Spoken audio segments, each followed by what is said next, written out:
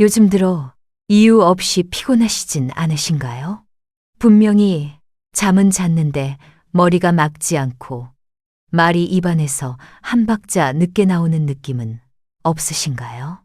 물건을 짚다가 잠깐 멈칫하거나 계단을 내려오며 중심이 흐트러진 적은 없으신가요? 많은 분들이 이런 변화를 나이 탓이라고 말하며 넘깁니다. 저도 진료실에서 하루에도 여러 번 듣는 말입니다. 나이 들면 다 그렇죠. 피곤해서 그래요. 요즘 스트레스가 많아서요. 그런데 바로 그 조용한 신호가 뇌에서 보내는 첫 번째 경고일 수 있습니다. 충격적인 사실 하나를 먼저 말씀드리겠습니다. 뇌졸중 환자의 상당수는 쓰러지기 전까지 본인은 큰 이상이 없었다고 말합니다. 갑자기 온 것 같았다고 표현합니다. 하지만 실제로는 그렇지 않습니다. 뇌는 아주 오래전부터 아주 조용한 방식으로 신호를 보냅니다. 다만 그 신호가 너무 약하고 너무 일상과 비슷해서 우리가 알아차리지 못할 뿐입니다. 희망적인 점은 분명합니다. 그 신호를 미리 알아차리면 막을 수 있는 시간도 분명히 존재합니다. 제가 기억하는 한 분의 이야기를 들려드리고 싶습니다. 이른을 막 넘긴 남성 환자분이셨습니다. 병원에 오신 이유는 특별한 통증이 아니라 최근 들어 말이 조금 느려진 것 같아서였습니다. 본인은 큰 걱정을 하지 않으셨습니다. 가족들이 걱정해서 데려왔다고 하셨죠. 검사 결과는 아직 큰 뇌졸중은 아니었습니다. 하지만 뇌혈관의 흐름이 불안정한 상태였습니다. 그분이 제게 이렇게 말씀하셨습니다. 선생님, 그냥 나이 들면 말이 느려지는 줄 알았어요. 그 한마디가 지금도 마음에 남아 있습니다. 만약 가족이 조금만 늦게 알아차렸다면 결과는 전혀 달라졌을지도 모릅니다. 뇌는 참 묘한 장기입니다. 심장처럼 쿵쾅거리며 아프다고 소리치지 않습니다. 위장처럼 쓰리다고 신호를 보내지도 않습니다. 대신 아주 미세한 기능의 변화를 통해 알려줍니다. 마치 오래된 전선이 조금씩 닳아가듯 어느 순간부터 신호 전달이 매끄럽지 않아집니다. 말이 조금 느려지고 손의 움직임이 약간 어색해지고 균형 감각이 순간적으로 흔들립니다. 문제는 이 모든 변화가 일시적이고 금방 사라질 수 있다는 점입니다. 그래서 더 위험합니다. 많은 분들이 묻습니다. 선생님, 그럼 어떻게 구분해야 하나요? 피곤한 건지 위험 신호인지요? 바로 그 질문이 오늘 이 이야기를 끝까지 들어야 하는 이유입니다. 뇌졸중의 초기 신호는 크지 않습니다. 대신 반복됩니다. 그리고 이전의 나와는 조금 다릅니다. 예전에는 없던 어색함, 설명하기 어려운 불편함, 스스로도 정확히 말로 표현하기 힘든 변화, 이런 것들이 쌓이기 시작합니다. 이 시점에서 꼭 기억하셔야 할 점이 있습니다. 뇌졸중은 어느 날 갑자기 하늘에서 떨어지는 사고가 아닙니다. 대부분은 혈관이 서서히 나빠지다가 어느 임계점을 넘는 순간 발생합니다. 그 임계점 직전까지 우리 몸은 계속해서 신호를 보냅니다. 다만 우리가 바쁘고 익숙함에 젖어 그 신호를 무시할 뿐입니다. 이 영상 끝까지 함께 하시면 병원에서만 듣던 어려운 이야기가 아니라 집에서 스스로 확인할 수 있는 기준을 알려드리겠습니다. 어떤 변화는 바로 병원을 가야 하고 어떤 변화는 조금 더 지켜봐도 되는지, 그리고 많은 분들이 가장 많이 실수하는 지점이 무엇인지도 차분히 말씀드리겠습니다. 이제 다음 이야기에서는 뇌가 왜 이렇게 조용한 방식으로 경고를 보내는지, 그리고 통증 없이도 위험이 진행될 수 있는 이유를 아주 쉬운 예로 설명드리겠습니다. 지금 느끼는 그 작은 이상감과 절대 가볍게 넘기지 마세요. 여기까지 오신 이유가 분명히 있습니다. 뇌는 왜 이렇게 조용할까요? 많은 분들이 궁금해 하십니다. 이렇게 중요한 장기라면 아플 때 크게 신호를 보내야 하는 것 아니냐고요. 하지만 뇌는 구조적으로 통증을 느끼는 신경이 거의 없습니다. 뇌 자체는 아픔을 잘 느끼지 못합니다. 대신 뇌는 기능으로 말합니다. 움직임, 말, 감각, 판단 같은 일상적인 기능이 조금씩 달라지는 방식으로 신호를 보냅니다. 그래서 위험은 커지는데 느낌은 오히려 애매해집니다. 쉽게 비유해 보겠습니다. 집안의 전등을 떠올려 보세요. 스위치를 켰는데 불이 바로 안 켜지고 반 박자 늦게 들어오는 날이 있습니다. 어느 날은 깜빡거리다가 다시 정상처럼 보이기도 합니다. 대부분은 전구가 오래돼서 그렇겠지 하고 넘깁니다. 하지만 실제 원인은 전선 속이 서서히 상하고 있기 때문일 수 있습니다. 뇌혈관도 비슷합니다. 어느 날 갑자기 막히는 것이 아니라 안쪽에서 조금씩 좁아지고 거칠어지다가 결국 문제가 생깁니다. 이 과정에서 나타나는 변화가 바로 조용한 신호입니다. 한쪽 손의 힘이 순간적으로 빠졌다가 돌아옵니다. 말을 하려는데 단어가 바로 떠오르지 않습니다. 걸을 때 바닥이 평소보다 약간 울렁거리는 느낌이 듭니다. 중요한 점은 이런 증상이 오래 지속되지 않는다는 것입니다. 몇 분, 길어도 몇 시간 안에 사라지는 경우가 많습니다. 그래서 더 위험합니다. 괜찮아졌으니까 괜찮다고 스스로 결론을 내려버리기 때문입니다. 의학적으로 보면 이 시기는 뇌혈관이 완전히 막히기 전 단계인 경우가 많습니다. 혈류가 잠깐 줄었다가 다시 회복되는 상태입니다.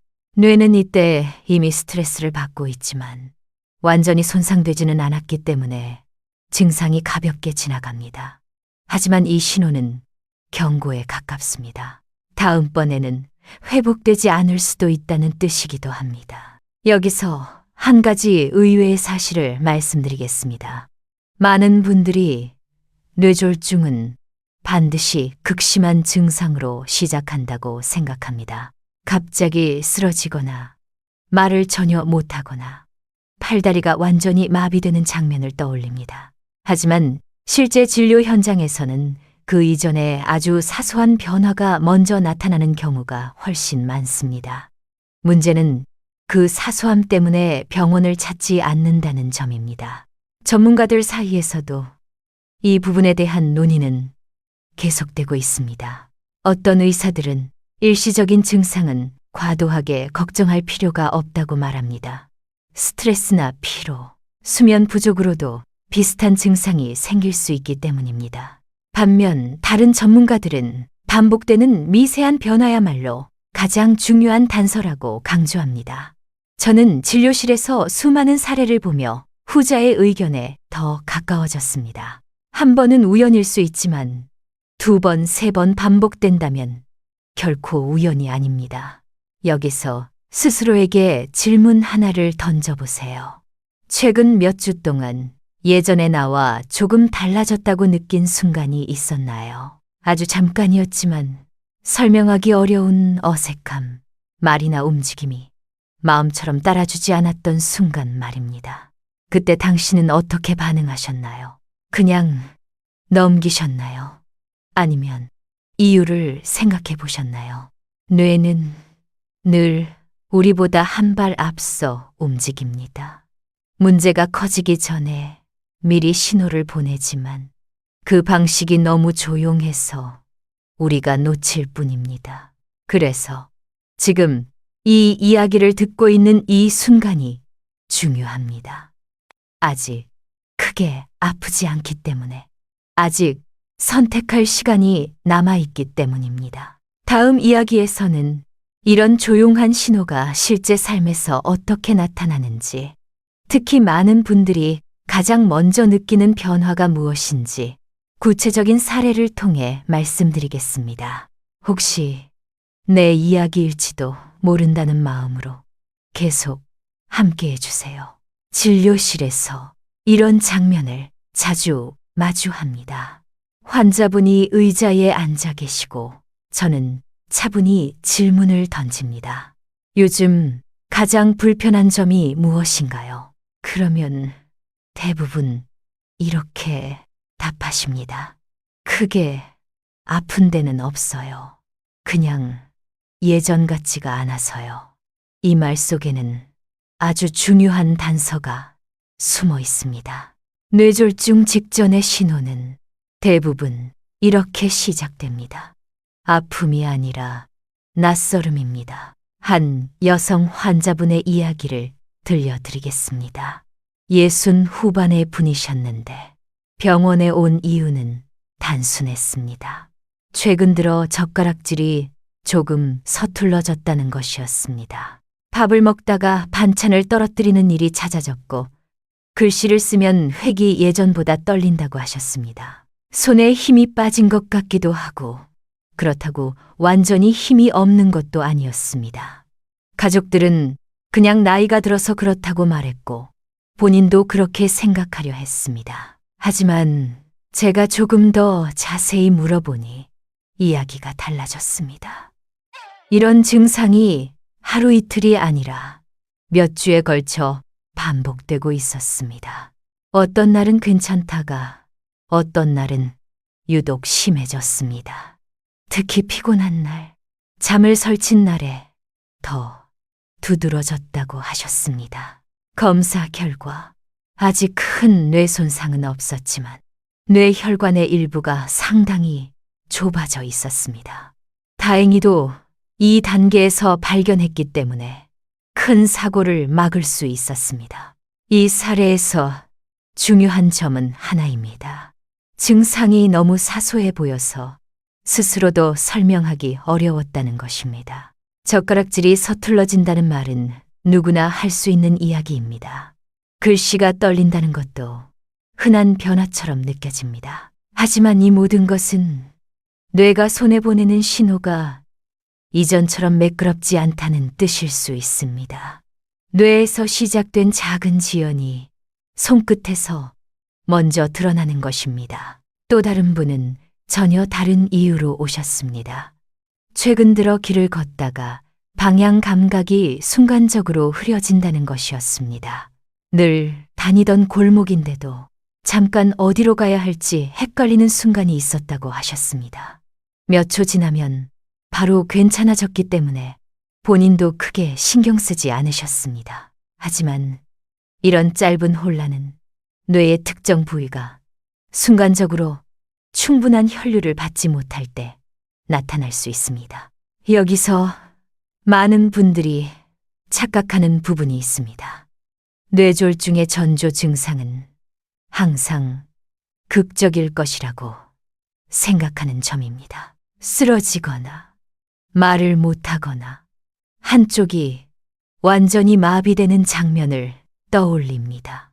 그래서 그런 증상이 아니면 안심합니다. 하지만 실제로는 이런 작은 어색함이 훨씬 먼저 나타납니다. 그리고 이 단계에서야말로 우리가 개입할 수 있는 시간이 가장 넉넉합니다. 의사로서 제가 가장 안타까운 순간은 환자분이 이렇게 말씀하실 때입니다. 그때는 괜찮아졌으니까 그냥 넘겼어요. 바로 그 괜찮아졌다는 말이 문제입니다. 뇌혈관 문제는 한번 괜찮아졌다고 해서 사라지는 경우가 거의 없습니다. 잠시 회복된 것처럼 보일 뿐 근본적인 위험은 그대로 남아있는 경우가 많습니다. 여기서 잠시 스스로를 돌아보세요. 최근 몇 달 사이 손이나 발의 움직임이 예전과 조금 달라졌다고 느낀 적은 없으신가요? 물건을 자주 떨어뜨리거나 단추를 잠그는 일이 괜히 번거로워졌다면요. 길을 걷다가 중심이 순간적으로 흔들린 적은요. 이런 경험이 있다면 그것은 몸이 보내는 이야기일 수 있습니다. 다음 이야기에서는 특히 얼굴과 말에서 나타나는 미묘한 변화에 대해 자세히 말씀드리겠습니다. 거울 앞에서 혹은 대화를 나누다 문득 느꼈던 그 작은 이상 감각이 어떤 의미인지 함께 차분히 짚어보겠습니다. 이제 시선을 얼굴로 옮겨보겠습니다. 얼굴은 뇌의 상태를 가장 먼저 그리고 가장 솔직하게 드러내는 부위 중 하나입니다. 하지만 문제는 변화가 너무 미묘해서 본인조차 알아차리기 어렵다는 점입니다. 매일 보는 얼굴이기 때문에 조금씩 달라지는 모습을 우리는 쉽게 놓칩니다. 진료실에서 거울을 보여드리며 질문을 던질 때가 있습니다. 최근 사진을 보신 적 있으신가요? 예전과 비교해 보신 적은요?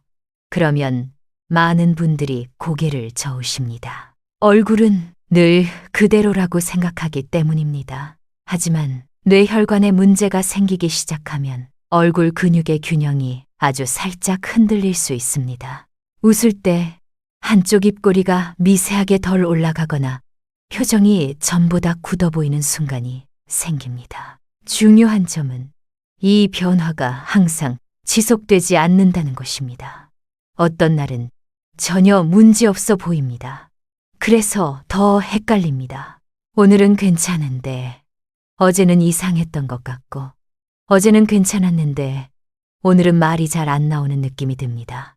이런 들쭉날쭉한 변화가 바로 뇌졸중 전 단계에서 자주 나타나는 특징입니다. 말할 때의 변화도 비슷합니다. 발음이 아예 어눌해지는 것이 아니라 말이 입안에서 한 번 걸리는 느낌이 듭니다. 하고 싶은 말은 분명한데 단어가 바로 튀어나오지 않습니다. 그래서 말을 고르느라 평소보다 침묵이 길어집니다. 상대방은 잘 눈치채지 못할 수도 있습니다. 하지만 본인은 분명히 느낍니다. 예전 같지 않다는 감각 말입니다. 이런 증상을 두고 많은 분들이 걱정합니다. 혹시 치매가 시작된 건 아닐까 하고요. 물론 기억력 문제와 혼동될 수 있습니다. 하지만 뇌혈관과 관련된 변화는 기억이 아니라 표현과 움직임에서 먼저 드러나는 경우가 많습니다. 기억은 멀쩡한데 말이 느려지고 표정이 어색해진다면 다른 관점에서 볼 필요가 있습니다. 의학적으로 보면 얼굴과 말은 뇌의 여러 부위가 동시에 정교하게 협력해야 가능한 기능입니다. 그중 어느 한 군데라도 혈류가 불안정해지면 가장 먼저 미세한 어긋남이 생깁니다. 큰 마비가 오기 전 아주 작은 불균형으로 시작되는 이유입니다. 그래서 얼굴과 말의 변화는 조용하지만 중요한 신호가 됩니다. 여기서 한 가지 더 짚고 넘어가야 할 점이 있습니다. 많은 분들이 이런 변화를 느낄 때 스스로 더 긴장해서 말을 조심하거나 표정을 억지로 관리하려 합니다. 그러면 오히려 증상이 숨겨집니다.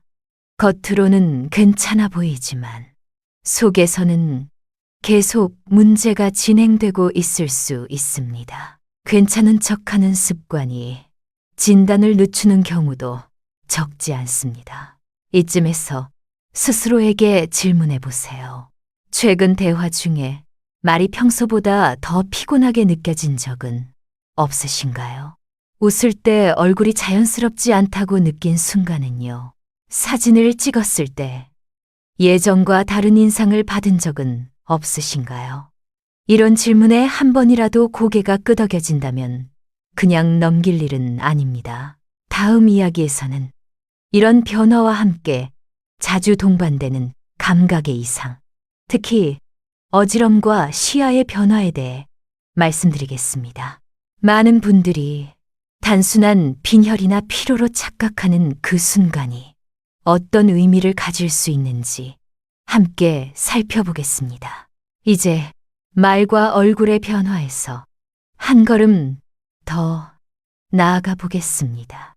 많은 분들이 공통적으로 경험하지만 가장 쉽게 지나쳐버리는 신호가 바로 말의 속도와 흐름입니다. 말을 아예 못하게 되는 것이 아니라 말이 예전처럼 자연스럽게 이어지지 않는 느낌입니다. 머릿속에서는 문장이 완성되어 있는데 입으로 나오기까지 시간이 걸립니다. 그 짧은 지연이 처음에는 별것 아닌 것처럼 느껴집니다. 진료실에서 환자분께 이름과 주소를 천천히 말해달라고 부탁드리면 이런 모습이 종종 보입니다. 단어 사이에 평소보다 긴 공백이 생깁니다. 본인은 그 공백을 강하게 의식합니다. 그래서 더 긴장하고 더 천천히 말하게 됩니다. 그러면 스스로에게 이렇게 말합니다. 내가 말을 너무 신중하게 하나 보다. 하지만 이 현상은 단순한 성격의 변화나 긴장과는 다른 경우가 많습니다. 의학적으로 보면 말은 뇌의 한 부분만으로 만들어지지 않습니다. 생각을 정리하는 영역, 단어를 선택하는 영역, 발음을 조절하는 영역이 동시에 움직여야 합니다. 이 중 어느 한 곳이라도 혈류가 원활하지 않으면 말은 가장 먼저 영향을 받습니다. 왜냐하면 말은 매우 빠르고 정교한 협력이 필요한 기능이기 때문입니다. 작은 문제도 바로 드러납니다. 여기서 많은 분들이 묻습니다. 그러면 이게 치매 신호인가요? 중요한 질문입니다. 치매의 초기에는 기억의 공백이 먼저 나타나는 경우가 많습니다. 약속을 잊거나 같은 질문을 반복하거나 익숙한 일을 헷갈립니다. 반면 뇌혈관 문제에서는 기억은 비교적 또렷한데 표현이 늦어집니다. 하고 싶은 말은 분명한데 입이 따라주지 않는 느낌입니다. 이 차이는 아주 중요합니다. 또 하나 주목해야 할 변화는 말의 힘입니다. 목소리가 작아지거나 말끝이 흐려지는 느낌입니다. 예전에는 또렷하게 말하던 사람이 최근 들어 자주 다시 말해달라는 말을 듣게 됩니다. 본인은 목이 잠겼다고 생각하거나 나이가 들어서 그렇다고 넘깁니다. 하지만 이 역시 뇌에서 내려오는 신호가 약해졌을 가능성을 배제할 수 없습니다. 전문가들 사이에서도 이 부분은 의견이 나뉩니다. 어떤 의사들은 말의 변화만으로는 뇌졸중 위험을 단정할 수 없다고 말합니다. 스트레스, 우울, 수면 부족도 영향을 미치기 때문입니다. 하지만 다른 전문가들은 반복성과 동반 증상을 강조합니다. 말이 느려지는 변화와 함께 손의 어색함이나 균형 문제, 얼굴의 미묘한 변화가 같이 나타난다면 단순한 피로로 보기는 어렵습니다. 이쯤에서 스스로에게 한 가지 질문을 던져보세요.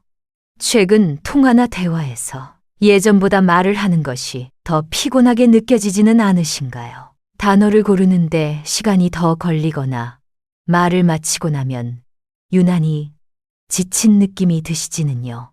이런 감각은 아주 솔직한 신호입니다.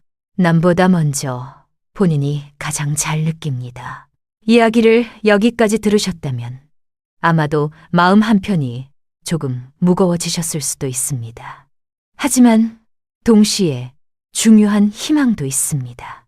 이런 변화는 아직 큰 손상이 오기 전 되돌릴 수 있는 단계에서 나타나는 경우가 많다는 점입니다. 그래서 지금 알아차리는 것이 무엇보다 중요합니다. 다음 이야기에서는 말과 함께 자주 나타나는 어지럼과 시야의 변화에 대해 구체적으로 말씀드리겠습니다. 많은 분들이 빈혈이나 저혈압으로만 생각하는 그 증상이 뇌혈관과 어떻게 연결되는지 차분히 이어가 보겠습니다. 이제 어지럼과 시야의 이야기를 해보겠습니다. 이 증상은 정말 많은 분들이 경험합니다. 그래서 더 위험합니다. 흔하고 익숙하고 금방 지나가기 때문입니다. 잠깐 머리가 핑 도는 느낌, 일어설 때 시야가 흐려지는 순간, 걸음을 옮기다 중심이 살짝 흔들리는 감각. 대부분은 이렇게 생각합니다. 혈압이 떨어졌나 보다. 잠을 못 자서 그렇겠지. 나이 들면 다 이런 거야. 하지만 뇌의 입장에서 보면 어지럼과 시야 변화는 매우 중요한 신호일 수 있습니다. 뇌는 산소와 혈액에 극도로 민감합니다. 특히 균형과 시야를 담당하는 부위는 혈류가 잠깐만 줄어도 바로 반응합니다. 그래서 뇌졸중이 오기 전 가장 먼저 이상을 느끼는 증상 중 하나가 바로 이 부분입니다. 중요한 특징이 있습니다. 뇌혈관과 관련된 어지럼은 대개 짧고 설명하기 어렵습니다. 빙빙 도는 느낌보다는 갑자기 세상이 한순간 밀리는 듯한 느낌에 가깝습니다. 눈앞이 까맣게 변했다가 돌아오거나 물체가 두 개로 겹쳐 보였다가 사라집니다. 몇 초, 길어도 몇 분 안에 정상으로 돌아오기 때문에 많은 분들이 그냥 넘깁니다. 진료실에서 이런 질문을 드리면 환자분들은 잠시 생각하다가 이렇게 말씀하십니다. 아, 그런 적은 있었어요. 근데 금방 괜찮아졌어요. 바로 이 말이 중요합니다. 금방 괜찮아졌다는 것은 문제가 없다는 뜻이 아니라 뇌가 간신히 버텼다는 뜻일 수 있습니다. 혈류가 잠깐 회복되면서 증상이 사라진 것입니다. 여기서 또 하나의 오해를 짚어보겠습니다. 많은 분들이 귀 문제와 뇌 문제를 혼동합니다. 귀에서 오는 어지럼은 대개 회전감이 뚜렷하고 자세 변화와 연관이 깊습니다. 반면 뇌혈관 문제에서 오는 어지럼은 방향이 애매하고 중심이 순간적으로 무너지는 느낌이 많습니다. 그리고 종종 말의 어색함이나 손의 둔함 같은 다른 신호와 함께 나타납니다. 전문가들 사이에서도 어지럼을 두고 논쟁은 많습니다. 워낙 원인이 다양하기 때문입니다. 하지만 공통된 의견은 있습니다. 어지럼이 반복되고 이전과 양상이 다르며 다른 미세한 신경 증상과 함께 나타난다면 반드시 평가가 필요하다는 점입니다. 특히 시야가 순간적으로 변하는 경험은 그냥 지나칠 일이 아닙니다. 이쯤에서 잠깐 멈춰서 최근의 기억을 떠올려 보세요. 갑자기 글자가 흔들려 보이거나 TV 화면이 잠깐 어색하게 느껴진 적은 없으신가요? 걷다가 바닥이 꺼지는 듯한 느낌을 받은 순간은요. 이런 경험이 한두 번이 아니라면 몸이 보내는 신호일 가능성이 큽니다. 여기서 한번 부드럽게 말씀드리고 싶습니다. 이 영상이 불안을 주기 위한 것은 아닙니다. 오히려 반대입니다. 많은 분들이 이 단계에서 알았다면 큰 사고를 피할 수 있었을 것이라고 말합니다. 지금 느끼는 작은 어지럼은 앞으로의 큰 위험을 막을 수 있는 기회일 수 있습니다. 이 중간쯤에서 이 이야기가 주변 어르신이나 가족에게도 도움이 될 것 같다는 생각이 드신다면 조용히 공유해 주셔도 좋겠습니다. 누군가의 하루를 바꾸는 계기가 될 수 있습니다. 다음 이야기에서는 이런 신호들이 나타났을 때 집에서 스스로 확인해 볼 수 있는 기준과 방법을 말씀드리겠습니다. 병원에 가야 할지, 조금 더 지켜봐도 될지 판단하는데 도움이 되는 이야기입니다. 지금까지 이야기를 들으시면서 마음속에 한 가지 질문이 떠오르셨을지도 모릅니다. 이렇게 애매한 신호들을 도대체 어디까지 믿어야 할까 하는 생각입니다. 병원에 가자니 과한 것 같고 그냥 넘기자니 불안합니다. 실제로 전문가들 사이에서도 이 지점은 의견이 갈립니다. 그래서 오늘은 그 다른 시선들을 솔직하게 말씀드리겠습니다. 어떤 의사들은 이렇게 말합니다. 일시적인 말, 어눌함이나 어지럼은 너무 흔하다.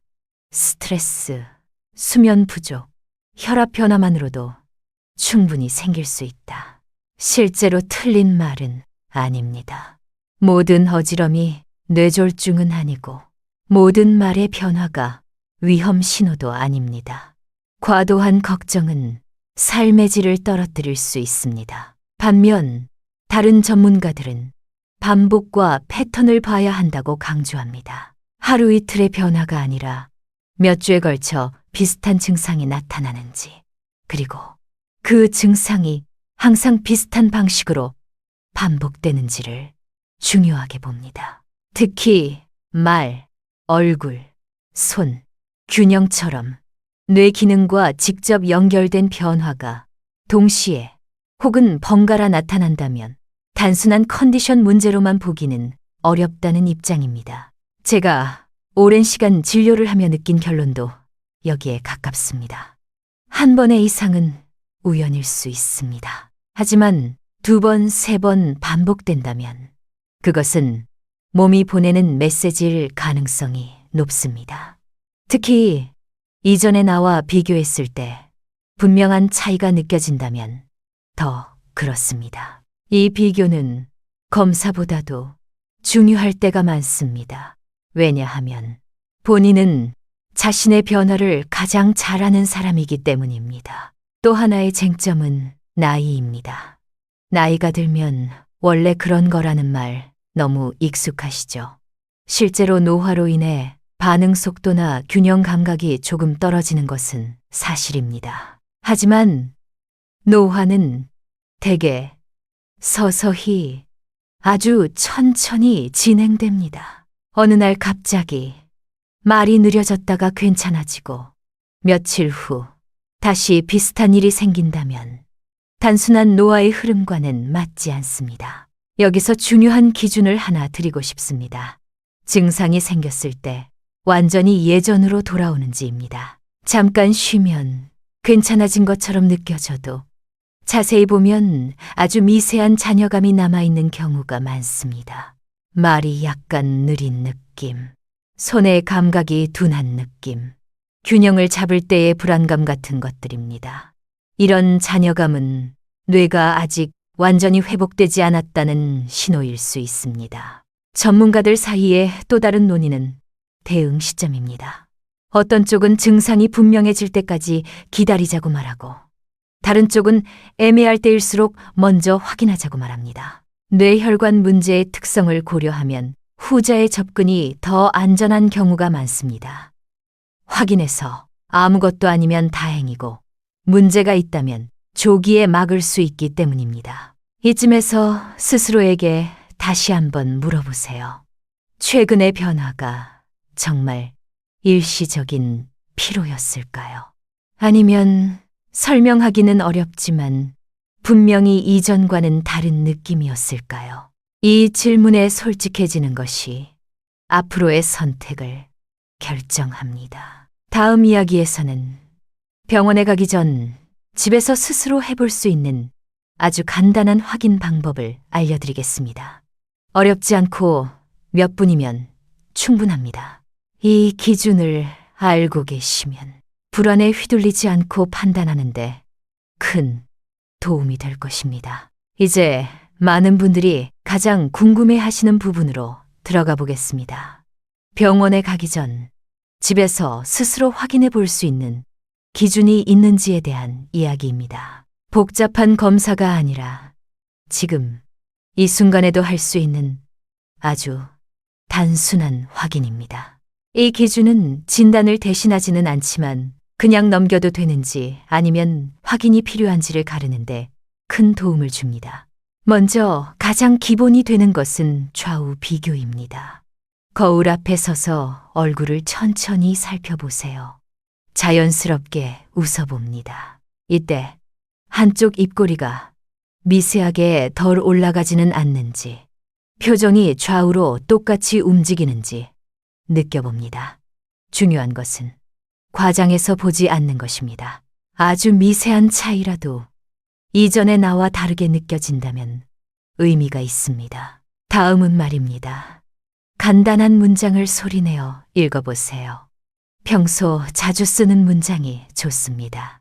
읽는 도중에 단어가 걸리거나 숨이 차거나 발음이 유난히 신경 쓰인다면 그 느낌을 기억해 두세요. 한 번의 실수보다 중요한 것은 같은 상황에서 반복되는 어색함입니다.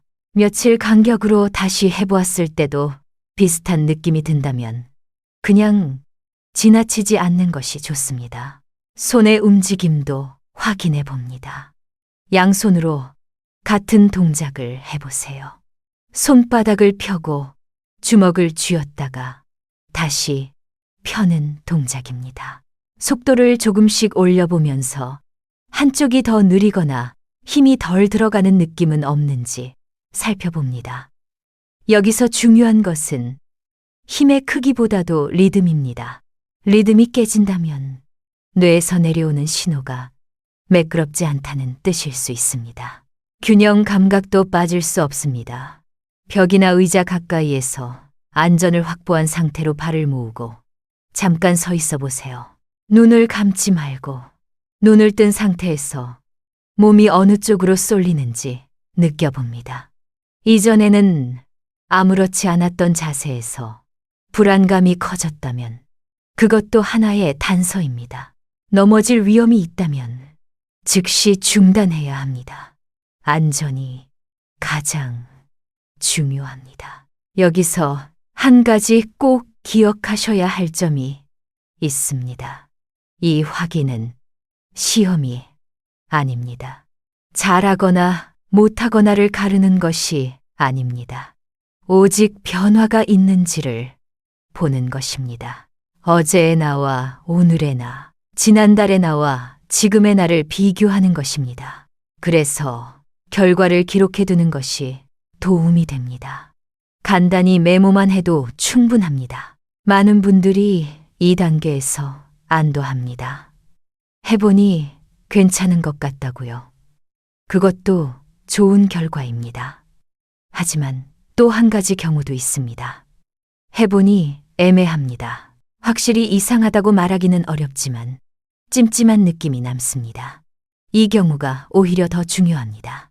뇌혈관 문제는 종종 이렇게 애매한 단계에서 신호를 보냅니다. 의학적으로도 이런 자가 확인해서 가장 중요한 기준은 반복성입니다. 하루 한 번이 아니라 며칠 간격으로 다시 해봤을 때 비슷한 느낌이 이어지는지입니다. 반복된다면 그때는 병원에서 정확한 평가를 받아보는 것이 안전합니다. 괜히 왔다고 혼나는 일은 거의 없습니다. 오히려 일찍 와줘서 다행이라는 말을 듣는 경우가 더 많습니다. 다음 이야기에서는 이런 신호들을 더 키우는 의외의 생활 습관에 대해 말씀드리겠습니다. 많은 분들이 건강을 위해 하고 있다고 믿는 행동이 실제로는 뇌혈관에 부담을 주는 경우도 적지 않습니다. 그 오해를 하나씩 풀어보겠습니다. 이제 많은 분들이 의외라고 느끼실 수 있는 이야기를 해보겠습니다. 바로 일상 속 습관입니다. 대부분은 뇌졸중이 생기면 갑자기 큰 병이 원인이라고 생각합니다. 하지만 실제로는 매일 반복되는 아주 평범한 행동들이 뇌혈관에 서서히 부담을 주는 경우가 많습니다. 문제는 그 부담이 눈에 보이지 않는다는 점입니다. 가장 흔한 오해 중 하나는 가만히 있으면 안전하다는 생각입니다. 어지럽거나 말이 어색할 때 그냥 쉬면 괜찮아질 거라고 믿습니다. 물론 휴식은 필요합니다. 하지만 계속 앉아 있거나 누워 있는 시간이 길어지면 혈액순환은 오히려 더 느려집니다. 특히 수분 섭취가 부족한 상태에서 움직임이 줄어들면 혈액은 더 끈적해지기 쉽습니다. 이 상태가 반복되면 뇌혈관에는 지속적인 부담이 쌓입니다. 또 하나 자주 보게 되는 습관은 물을 일부러 적게 마시는 것입니다. 밤에 화장실 가기 싫어서 혹은 붓는 것이 걱정돼서 물을 줄이는 분들이 많습니다. 하지만 탈수 상태는 뇌혈관에 매우 불리합니다. 혈액이 농축되면서 일시적인 혈류 저하가 더 쉽게 발생합니다. 앞서 말씀드린 조용한 신호들이 유독 물을 적게 마신 날에 더 잘 나타나는 이유이기도 합니다. 식사 습관도 중요합니다. 한 번에 많이 먹고 다음 끼니까지 오래 비워두는 방식은 혈압과 혈당의 변동폭을 키웁니다. 이런 급격한 변화는 뇌혈관이 적응하기에 부담이 큽니다. 특히 아침을 거르고 점심이나 저녁에 몰아서 먹는 패턴은 많은 분들이 생각하는 것보다 더 위험할 수 있습니다. 몸은 괜찮다고 느껴도 혈관은 매번 큰 파동을 겪습니다. 운동에 대해서도 짚고 넘어가야 합니다. 운동은 분명히 필요합니다. 하지만 갑자기 강도를 높이거나 오랫동안 안 하다가 한 번에 몰아서 하는 운동은 오히려 위험할 수 있습니다. 특히 숨이 가쁘고 머리가 멍해지는 상태를 무시하고 계속하는 경우 뇌혈관에는 순간적인 압박이 가해질 수 있습니다. 몸이 보내는 신호를 참고 버텨야 할 대상으로 여기면 안 됩니다. 여기서 많은 분들이 묻습니다. 그럼 아무것도 하지 말아야 하나요? 그렇지 않습니다. 중요한 것은 극단을 피하는 것입니다. 너무 가만히 있지도 말고 갑자기 무리하지도 않는 것. 물을 너무 적게도 갑자기 너무 많이도 마시지 않는 것. 식사도 활동도 모두 일정한 리듬을 유지하는 것이 핵심입니다. 뇌혈관은 변화보다 안정성을 좋아합니다. 이쯤에서 한 가지 반문을 드리고 싶습니다. 나는 건강을 위해서 한다고 믿는 행동 중에 혹시 몸이 불편하다고 신호를 보내는데도 억지로 계속하는 것이 있지는 않으신가요? 어지러운데도 참고 운동을 하거나 말이 잘 안 나오는데도 무시하고 일을 계속하는 습관 말입니다. 그런 행동이 오히려 위험을 키울 수 있습니다. 이 단계에서 조용히 방향을 바꾸는 것만으로도 위험을 크게 줄일 수 있습니다. 완벽한 관리가 아니라 실수를 반복하지 않는 관리입니다. 많은 환자분들이 뒤늦게 이렇게 말씀하십니다. 그때 조금만 생활을 조절했어도 좋았을 텐데요. 이 말이 나오지 않도록 지금이 바로 조정할 시간입니다. 다음 이야기에서는 특히 이런 신호가 더 위험해질 수 있는 분들, 즉 반드시 더 조심해야 하는 경우에 대해 말씀드리겠습니다. 모두에게 같은 신호라도 어떤 분들에게는 훨씬 더 무거운 의미가 될 수 있습니다. 이제 반드시 짚고 넘어가야 할 이야기를 하겠습니다.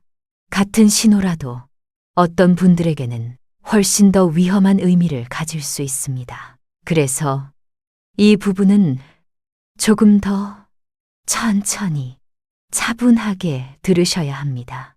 불안을 드리기 위함이 아니라 스스로를 보호하기 위한 기준을 드리기 위함입니다.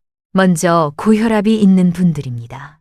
혈압이 높다는 것은 이미 뇌혈관에 지속적인 압력이 가해지고 있다는 뜻입니다. 평소에는 괜찮아 보이더라도 혈압이 순간적으로 더 오르거나 떨어질 때 혈류의 균형이 쉽게 깨집니다.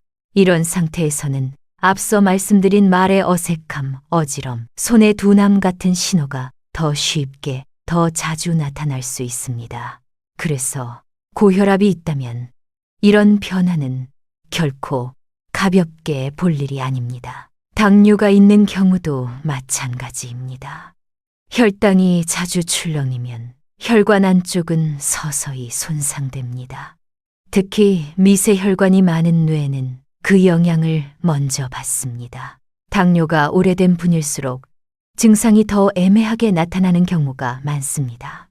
큰 통증 없이 감각이 둔해지고 반응이 느려지는 방식입니다. 그래서 오히려 놓치기 쉽습니다. 심장 질환이 있거나 부정맥을 진단받은 적이 있는 분들도 주의가 필요합니다. 심장에서 나가는 혈류가 일정하지 않으면 뇌로 가는 혈액 공급도 불안정해질 수 있습니다. 이 경우 어지럼이나 시야 변화가 갑작스럽게 나타났다 사라지는 일이 반복될 수 있습니다. 본인은 컨디션 문제로 여기지만 실제로는 혈류의 순간적인 변화일 수 있습니다. 흡연을 하셨거나 오래 하신 분들도 해당됩니다. 담배는 혈관을 수축시키고 혈액을 끈적하게 만듭니다. 지금은 끊으셨더라도 과거의 영향이 완전히 사라지지는 않습니다. 그래서 같은 나이, 같은 증상이라도 흡연력이 있는 분들은 더 보수적으로 접근하는 것이 안전합니다. 여기서 여성분들께도 꼭 드리고 싶은 말이 있습니다. 폐경 이후에는 호르몬 변화로 인해 혈관의 탄력이 급격히 떨어질 수 있습니다. 이전에는 문제없던 변화가 이 시기를 지나면서부터 더 위험해질 수 있습니다. 어지럼이나 말의 변화가 자주 느껴진다면 나이 탓으로만 돌리지 않는 것이 중요합니다. 또 하나, 가족력입니다. 부모나 형제 중에 뇌졸중을 겪은 분이 있다면 같은 신호라도 의미가 달라집니다. 유전적인 요인뿐 아니라 비슷한 생활 습관을 공유했을 가능성도 있기 때문입니다. 이런 경우에는 특히 초기 신호에 민감해질 필요가 있습니다. 이 모든 이야기를 들으시며 마음속에 이런 생각이 드실 수 있습니다. 나는 여러 가지에 해당되는 것 같아서 더 불안하다고요. 하지만 여기서 꼭 기억하셔야 할 점이 있습니다. 위험 요인이 있다는 것은 이미 끝이라는 뜻이 아닙니다. 오히려 더 일찍 알아차릴 수 있는 기회가 있다는 뜻입니다. 실제로 많은 분들이 이 단계에서 관리 방향을 바꿔 큰 문제를 피합니다. 다음 이야기에서는 그렇다면 오늘부터 무엇을 하면 좋은지 복잡하지 않으면서도 실제로 도움이 되는 하루 관리 흐름을 말씀드리겠습니다. 완벽하게 바꾸는 계획이 아니라 지금의 삶 안에서 현실적으로 이어갈 수 있는 방법입니다. 이제 가장 현실적인 이야기로 들어가 보겠습니다. 그렇다면 오늘부터 무엇을 어떻게 시작하면 좋을까요? 많은 분들이 여기서 부담을 느낍니다. 식단을 다 바꿔야 하나요? 운동을 새로 배워야 하나요? 약을 더 먹어야 하나요? 하지만 뇌혈관을 지키는 관리의 핵심은 의외로 복잡하지 않습니다. 중요한 것은 방향과 리듬입니다. 하루의 시작부터 짚어보겠습니다. 아침에 일어나자마자 몸의 상태를 한번 느껴보는 습관이 필요합니다. 갑자기 일어나서 바로 움직이기보다 잠시 앉아서 머리가 맑은지, 시야가 안정적인지, 말이 자연스럽게 나오는지 스스로에게 물어봅니다. 이 짧은 확인은 하루를 안전하게 여는 기준점이 됩니다. 이상이 느껴지면 그날의 속도를 조절하는 것이 첫 번째 보호입니다. 수분 섭취는 아주 중요하지만 방식이 더 중요합니다. 한 번에 많이 마시기보다 아침부터 조금씩 나누어 마시는 것이 좋습니다.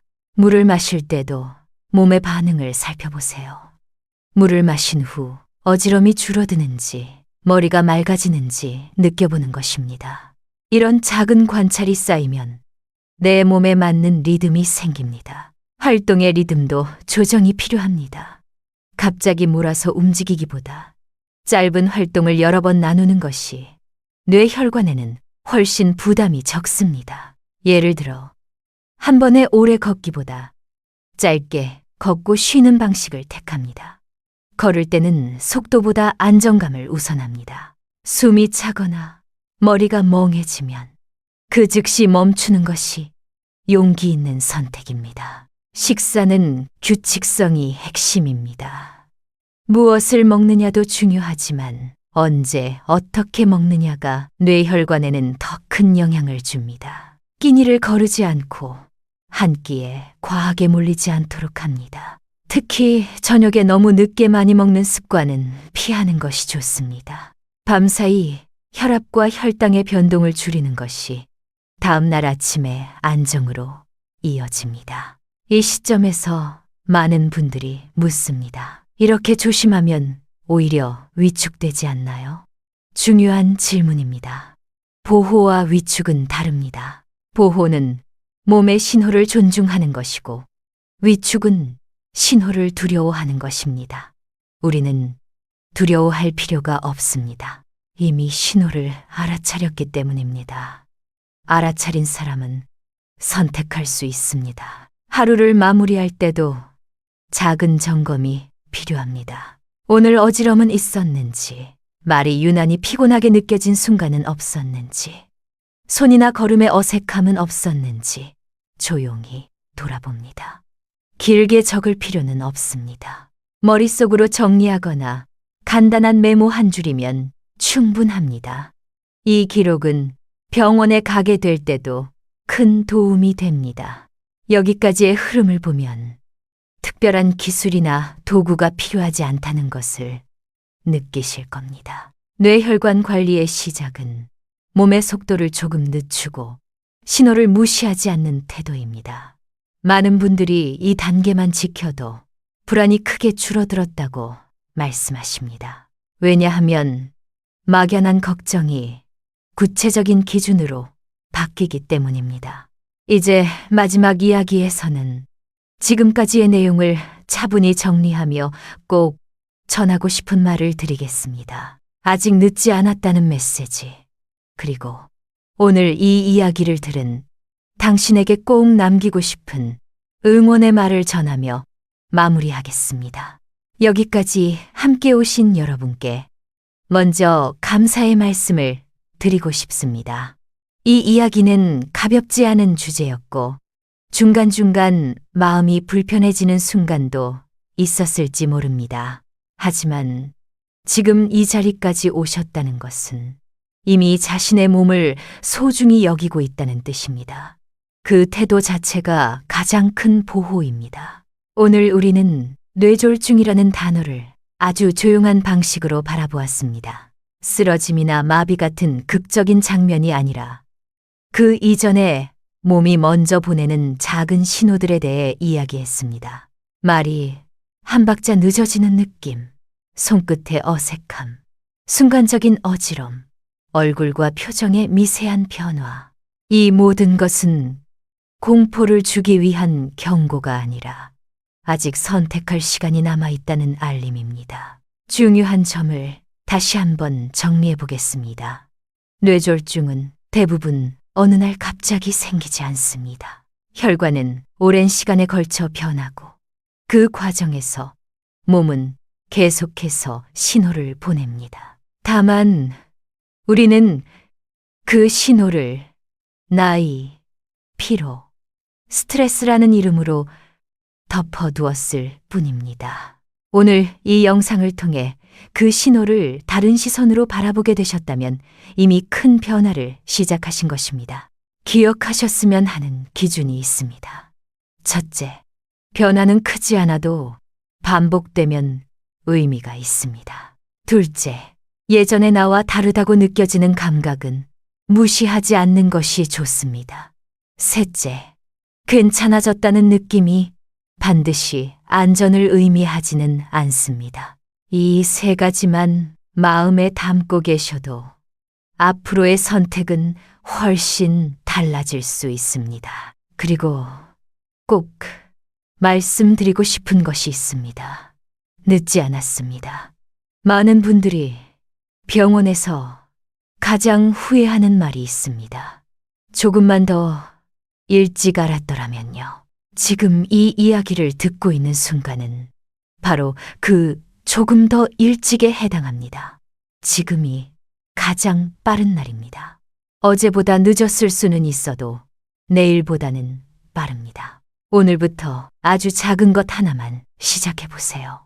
아침에 일어나 잠깐 몸의 상태를 느껴보는 것, 물을 조금 더 나누어 마시는 것, 어지러울 때 억지로 버티지 않는 것, 이런 사소한 선택이 쌓여 뇌 혈관에는 큰 차이를 만듭니다. 건강은 한 번의 결심으로 바뀌지 않지만 매일의 작은 태도로는 분명히 달라집니다. 혹시 이 영상을 들으며 떠오른 얼굴이 있으신가요? 부모님, 배우자, 혹은 혼자 지내는 어르신 한 분. 이 이야기가 도움이 될 것 같다는 생각이 들었다면 조용히 공유해 주셔도 좋겠습니다. 말 한마디보다 이런 정보 하나가 누군가의 삶을 지켜줄 수도 있습니다.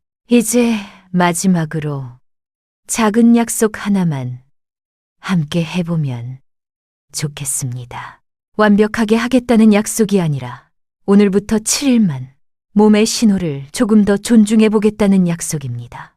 댓글에 데이 7 챌린지 시작이라고 남겨주세요. 그 한 줄이 스스로에게 하는 약속이 될 수 있습니다. 그리고 7일 뒤 몸이 어떻게 달라졌는지 함께 나눠주신다면 그것만으로도 충분히 의미가 있습니다. 지금까지 몸의 이야기를 함께 나눈 시간이었습니다. 당신의 몸은 이미 많은 이야기를 하고 있습니다. 오늘부터는 그 이야기에 조금만 더 귀를 기울여 주세요.